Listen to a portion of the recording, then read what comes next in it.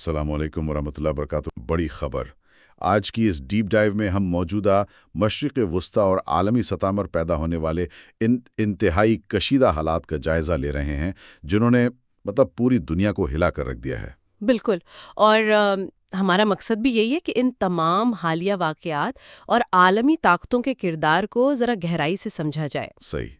اور دیکھیں، اس گفتگو کا بنیادی مقصد ان معاشی اور سیاسی اثرات کا گہرائی سے جائزہ لینا ہے تاکہ تیزی سے بدلتے ہوئے عالمی حالات کو ہم واضح طور پر سمجھ سکیں۔ جی، اور ایک بات میں یہاں شروع میں ہی واضح کر دوں کہ اس گفتگو میں بیان کیے گئے تمام سیاسی، عسکری اور نظریاتی واقعات کا بالکل غیر جانبدارانہ تجزیہ کیا جائے گا۔ بالکل، ہمارا مقصد کسی بھی مخصوص سوچ یا نظریے کی تائید کرنا نہیں ہے۔ بالکل نہیں، بلکہ صرف زمینی حقائق کو ان کی اصل شکل میں سمجھنے کی کوشش کرنا ہے تاکہ سننے والوں کے لیے ایک واضح تصویر ابھر سکے۔ تو آغاز کرتے ہیں اس اشتعال سے جس نے اس پورے بحران کی بنیاد رکھی۔ جی، جو کہ ایک بہت ہی حساس موڑ تھا۔ ایران کے سپریم لیڈر کے شہادت یا ان کے قتل کے بعد خطے میں جو بے چینی پھیلی، اس نے ایک انتہائی ڈرامائی رخ اس وقت اختیار کیا جب ایران نے انتقام کی علامت کے طور پر سرخ جھنڈا لہرانے کا فیصلہ کیا۔ اور تاریخ کے طالب علم اس سرخ جھنڈے کی سنگینی کو بہت اچھی طرح سمجھتے ہیں۔ یہ کوئی معمولی بات نہیں ہے۔ بالکل نہیں، اسلامی اور علاقائی تاریخ میں اس پرچم کو لہرانے کی روایت بہت کم اور انتہائی مخصوص حالات میں ملتی ہے۔ اس کا سیدھا اور صاف مطلب یہ ہے کہ اب خون کا بدلہ لیا جائے گا۔ ہاں، کہ اب بات میز پر نہیں میدان میں ہوگی، اور اس اعلان کا جانب سے حکومت کے خلاف نعرے بازی شروع ہو گئی۔ اور وہاں سے یہ تاثر ابھرنے لگا کہ شاید حکومت بیرونی طاقتوں کے زیر اثر ہے۔ دیکھیں، جب ریاست اور عوام آمنے سامنے آ جائیں تو یہ کسی بھی ملک کے لیے اندرونی طور پر ایک بہت بڑی کمزوری ہوتی ہے۔ صحیح کہہ رہی ہیں۔ اور اگر بیرونی محاذ کی بات کریں تو وہاں حالات اس سے بھی زیادہ خوفناک رخ اختیار کر چکے ہیں۔ بالکل، خطے میں طاقت کا ایک نیا توازن بن رہا ہے، جہاں بظاہر 11 ممالک ایک طرف اور ایران اکیلا دوسری طرف کھڑا ہے۔ 11 ممالک بمقابلہ ایک۔ اور ایران کے اندرونی حالات کی جو اطلاعات ہیں وہ بہت ہی پریشان کن ہے۔ ہسپتالوں، اسکولوں اور بحری جہازوں پر شدید بمباری ہو رہی ہے، جس سے انسانی حقوق کا ایک بہت بڑا بحران جنم لے رہا ہے۔ جب جنگ عام شہریوں اور بنیادی ڈھانچے تک پہنچ جائے تو وہ معاشرہ دہائیوں تک سنبھل نہیں پاتا۔ لیکن ایران بھی تو خاموش نہیں بیٹھا نا۔ ان کی جانب سے جوابی کارروائیاں اور میزائل حملے اتنی ہی شدت سے ہو رہے ہیں۔ بالکل، انہوں نے کویت، دبئی، بحرین، ترکی اور قبرص میں موجود اڈوں اور سفارت خانوں پر راکٹ اور میزائل حملے کیے ہیں۔ جنگ کا دائرہ بہت پھیل چکا ہے، اور سب سے بڑی بات یہ ہے کہ سعودی عرب کی تیل کمپنیوں اور ان کی تنصیبات کو نشانہ بنایا گیا ہے۔ یہ سعودی عرب پر حملے دراصل عالمی معیشت کی شہرک پر حملے ہیں۔ اس کے نتائج پوری دنیا کو بھگتنے پڑیں گے۔ یہاں ایک انتہائی حیران کن دعویٰ بھی سامنے آیا ہے۔ 560 امریکی فوجیوں کی ہلاکت کا دعویٰ۔ یہ ہندوسا واقعی بہت بڑا ہے۔ اور دلچسپ بات یہ ہے کہ سابق امریکی صدر ٹرمپ کا اس معاملے پر میڈیا کے سوالات کا سامنا کرنے سے گریز کرنا، یہ بہت کچھ سوچنے پر مجبور کرتا ہے۔ بالکل، جب کوئی سپر پاور دفاعی پوزیشن میں آ جائے یا ان کی لیڈرشپ خاموش ہو جائے تو اس کا مطلب ہے نقصان تو ہوا ہے۔ اور امریکی بحری بیڑوں کا مسلسل حملوں کی وجہ سے اپنی پوزیشنز تبدیل کرنا یا پیچھے ہٹنا بھی اسی طرف اشارہ کر رہا ہے۔ جی ہاں، اب اگر ہم عالمی طاقتوں کے کردار کامیاب ہوتی نظر نہیں آ رہی۔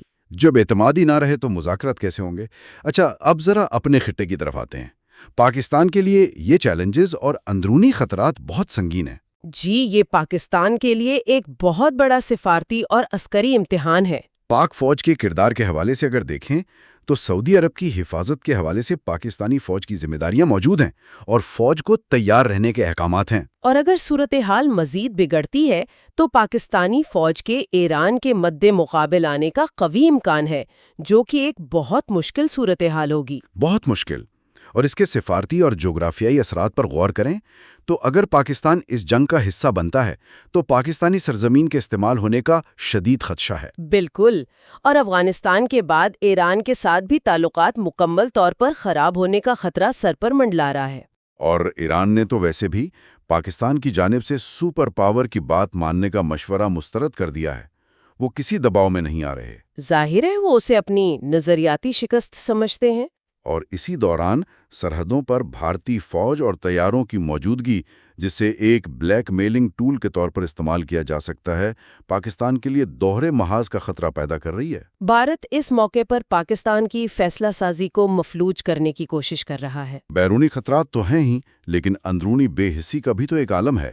کراچی میں حالیہ ہنگاموں میں 10 افراد کی ہلاکت ہوئی اور حکومتی و ریاستی سطح پر 26 کروڑ کی آبادی میں اس جانی نقصان کو بظاہر اہمیت ہی نہیں دی گئی۔ یہ بہت تلخ حقیقت ہے کہ جب ریاستی سطح پر اپنے ہی شہریوں کی جان کی کوئی قیمت نہ سمجھی جائے تو یہ اندرونی کمزوری بیرونی خطرات کو مزید بڑھا دیتی ہے۔ بالکل۔ اب اگر ہم عالمی معیشت اور دنیا کے مستقبل کی بات کریں تو اس کے اثرات عام آدمی کی زندگی پر نظر آنا شروع ہو گئے ہیں۔ سفری نظام کی معطلی کی مثال لے لیں۔ جی، دبئی ایئرپورٹ کا بند ہونا ایک بہت بڑی رکاوٹ ہے۔ اور پاکستان اور انگلینڈ کے درمیان سفر کرنے والے افراد کا پھنس جانا، یہ تو صرف ایک پہلو ہے۔ اس سے بھی بڑا خطرہ مہنگائی کا طوفان ہے۔ بالکل، تیل کی تنصیبات پر حملوں اور عالمی کشیدگی کے باعث پیٹرول اور ڈیزل کی قیمتوں میں ہوش ربا اضافے کا واضح اور فوری امکان ہے۔ جس سے ہر چیز کی قیمت آسمان سے باتیں کرے گی۔ لیکن میری نظر میں اس پورے جائزے کا جو سب سے بڑا اور خطرناک تجزیاتی نقطہ ہے وہ کچھ اور ہی ہے۔ وہ کیا؟ وہ یہ کہ اگر اس کشمکش میں ایران ہار جاتا ہے تو دنیا کا مکمل نظام مکمل طور پر ایک خاص عالمی بلاک کے کنٹرول میں چلا جائے گا۔ یعنی امریکہ اور اس کے اتحادیوں کے کنٹرول میں۔ بالکل، جس کے بعد کوئی بھی آزاد ملک اس تسلط سے بچ نہیں پائے گا۔ دنیا کا جو تھوڑا بہت کثیر القطبی توازن ہے وہ ختم ہو جائے گا۔ یہ واقعی ایک بہت خوفناک منظرنامہ ہے۔ اگر طاقت کا توازن ختم ہو گیا تو پھر بین الاقوامی ادارے اور تجارتی راستے صرف ایک ہی اشارے پر کام کریں گے۔ تو آج کی اس گفتگو کے بعد ایک آخری غور طلب بات ذہن میں ابھرتی ہے۔ جب عالمی سطح پر اعتماد اس حد تک ٹوٹ چکا ہو کہ کوئی ملک سفارتی بات چیت پر یقین نہ رکھے تو مستقبل میں طاقت کا توازن کس طرح قائم ہوگا؟ یہ ایک بہت اہم سوال ہے۔ کیا موجودہ تنازع پرانے عالمی نظام کے خاتمے اور ایک بالکل نئے عالمی بلاک کے ابھرنے کی بنیاد رکھ رہا ہے؟ بالکل، ایک ایسی دنیا جہاں شاید طاقت ہی واحد قانون ہو۔ بہرحال یہ وہ سوال ہے جس کا جواب آنے والا وقت ہی دے گا۔ آج کے لیے بس اتنا ہی، اور آخر میں ویڈیو پسند آئے تو کمنٹ میں اپنا فیڈ بیک ضرور دیں۔ چینل کو سبسکرائب اور ویڈیو کو شیئر ضرور کریں تاکہ اگلی ویڈیو کا نوٹیفیکیشن بر وقت مل سکے۔ YouTube channel message of Islam.